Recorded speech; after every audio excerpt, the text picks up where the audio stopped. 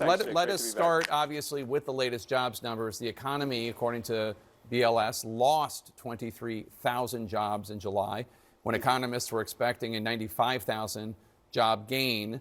The job creation you boasted about for the previous 2 months, unfortunately, those numbers were also sharply revised down. It turns out 100,000 jobs were not created in May and June. You said in June that this was, quote, the strongest job market in your lifetime. By what metric? Yeah, I think that one of the things we're seeing is that these jobs numbers are getting revised left and right. You can remember over the last couple of years, there were millions of revisions. And the bottom line is that if you look at the overall economy, then things are really, really booming. As an example, there are 83,000 construction workers building factories right now. That's a number that we've never seen before. Initial claims for unemployment insurance are the lowest they've been since World War II. There are more job openings than there are unemployed workers. So there are all these things that suggested the numbers should have been really strong. And when it didn't come out strong, we sort of dug in and we saw that the two things that made it negative, one of them was a reduction in government workers, and it was mostly teachers at states, taking July off. And the other thing was that the FIFA ended, and so that we had a whole bunch of hospitality workers, file for unemployment in July. And so anyway, so you take those two out and you get back to what the consensus number was, about 100,000 job creation. And the point is, if that were in isolation, I wouldn't be caring about like throwing this or that on the side because it's a special story. But the fact is, everything else is so strong that I think that it makes sense that the consensus was about right. Well, we can look at 1 month here or there, but let's take a look at the overall jobs record under President Trump. Yeah. There have been job losses for 6 out of the 18 full months of President Trump's second term. That's a third of them. And the Trump administration has only added 548,000 net jobs so far, which is considered very slow growth. It's growth, but very slow. 2 million jobs were created in the last 18 months of Biden's presidency. Are you really arguing that your numbers are better than that? Well, I disagree with your number. We'll have to follow up on email, but I just looked at the latest number. It was that job creation under President Trump since January 20th is about 880,000 jobs. But we won't argue about 800 or 500, factually on a show right now. But the fact is that the thing that really jumps out at us is that those are really good jobs. They're manufacturing jobs. They're construction jobs. The number of manufacturing jobs under Joe Biden dropped by 230,000. And the reason that matters is the intuition that candidates of both parties understand that these blue-collar jobs in construction and manufacturing, they're really high-paying jobs. And so the typical construction or manufacturing worker in the U.S. has seen an increase under President Trump of $3,000 or $4,000 to salary. And under Joe Biden, it was about negative that. It dropped about $3,000. And the reason is that manufacturing was collapsing, and so the high-paying jobs were going away. And so I think that we'll take our record over his every day. Well, you're talking about manufacturing jobs. I'm talking about the overall job market. Even if we go with your number, which I think incorporates January 2025, when President Trump was inaugurated on January 20th, and I'm not going to bicker on that. That's not bicker, yeah. Yeah, it's 800,000, according to you, versus 2 million under Biden. And I think the issue is that there are two things right now that the economists say are weighing on the economy. Both of them are specifically Trump policies. One is obviously the Iran war, which has led to high gas prices. The president said that war would take 4 to 6 weeks. We're now in month 6. And the second policy that's having an impact is tariffs, which, according to a recent report by the Fed, those tariffs were passed on to consumers, in the form of higher prices. So it does seem as though the president's policies have led to this economic situation where the job growth is slower than in the last 18 months of Biden's administration. Right. Well, let's unpack these things. First of all, if you look at the latest inflation numbers, right, the consumer price index was negative for the month of June. Core was 0. That's the thing that the Fed cares about.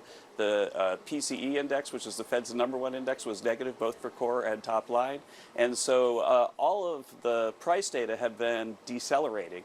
Now, there was a big inflation in the previous administration, but there's been rapid deceleration of inflation under President Trump. And so if you're going to tell a story that tariffs are causing some kind of positive shock to inflation, then you got to come up with some counterfactual that explains why it is that right now inflation is running at about 0. And so I don't think that's an issue.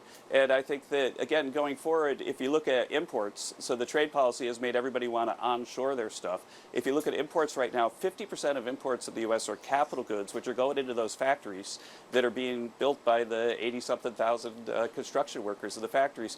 And so that's a very, very successful trade policy because it's creating jobs that we'll see in the second half of the year when the lights go on in those factories. It's not me that's saying that those higher tariffs that those costs were passed on to consumers. It's the Fed in a recent report that I'm sure you've read.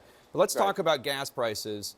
They're high because the Strait of Hormuz is still closed because of the war in Iran and Iran taking the Strait hostage. A month ago, you said that you were, quote, bullish, that there's going to be a heck of a lot of traffic moving through every single day, unquote, and that you expect that this will, quote, cruise to normalcy sometime really, really soon, unquote. No, that is not the case right now. And Iran, most recently, has delivered this set of demands that must be met to open the strait, and that set of demands includes the lifting of the naval blockade and sanctions, war reparations, the release of frozen Iranian assets, an end to attacks on Iran's allies. So I guess I just don't know when really, really soon is. Well, it's happening already, Jake. And first of all, I don't negotiate with the Iranians, and I don't think I'd be very good at it. But the fact is that right in the peak of the conflict early on, you saw that oil prices were going way north of $100 a barrel. Right now, they were like high 70s late in the week. I think they're running about 80 over the weekend. And so the reason oil prices have come down is that our excellent U.S. Navy has been escorting ships out of the Gulf. But also, we've taken a whole number of steps, including increasing production in the U.S., waiving the Jones Act, so that right now 100 million barrels of Gulf of America produced oil are now shipped into the East and West Coast because we waived the Jones Act. That's put downward pressure on prices. Now, prices are still higher than we would like, but we've taken a lot of steps so that when the Gulf situation is resolved, that we can expect prices to go way, way down because of all these new measures that we've taken. I know you don't negotiate with the Iranians, but you do talk about the economy, and you said you're bullish there's going to be a heck of a lot of traffic moving through every single day. Right, like if I wouldn't call it a heck of a lot. It's not a heck of a lot, though. The price went down about 50%, so that's kind of impressive. The numbers released on Friday show that wage growth is not keeping up with inflation. Average hourly earnings barely rose from June. Inflation is at 3.5%. That's above the central bank's target of 2%. A CNN poll a few months ago found that 61% of Americans have said that they had to cut back on groceries. Is that not a problem? Well, it sure is a problem. Grocery prices are way too high. You know, it started out when we basically printed money and helicopter dropped into the U.S. and created a 20% inflation. In the past, I go to the grocery store, I do the shopping, and I keep an eye on prices every week. And there's stuff like the price of beef that's still really, really high and very problematic for people. The thing is that you mentioned the 1 month number, that if you aggregate over the Trump term, that again, the typical overall worker is making $1,000 more after adjusting for inflation, and $3,000 or $4,000 more if they're in a blue-collar job.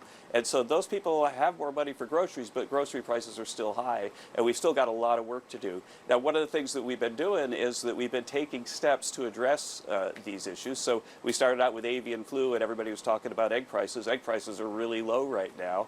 And we just have this massive effort by Brooke Rollins to address this pest that's coming in and made it so we had to shut the border to Mexico so that the pest wouldn't spread all over the U.S. And we just reopened the border from Mexico. So there should be good news on beef prices right around the border. How do you square you saying just now we still have a lot of work to do with you saying that we are living in the greatest economy in your lifetime? Right. Well, okay, so people are losing their jobs at the lowest level since World War II. Losing your job is a really bad thing to happen to somebody. And the labor force is way bigger than it was back then, so that's a remarkable piece of data. Keynes argued that the business cycle is being driven by investment fluctuations. We've got capital investment in the U.S. about the highest I've ever seen. And so we've got all the cyclical things that we normally look at saying that this is an economy that's in liftoff stage. And so, yeah, I stand by it. I think the other thing is with AI, we've got lots of estimates that say that productivity growth is around 2.5% right now, which is the sort of core growth rate you should have in a typical year going forward, even before you spend money on new machines and new workers. Kevin Hassett, thank you so much. Always Thanks, appreciate Jake. you coming Great to on. be here.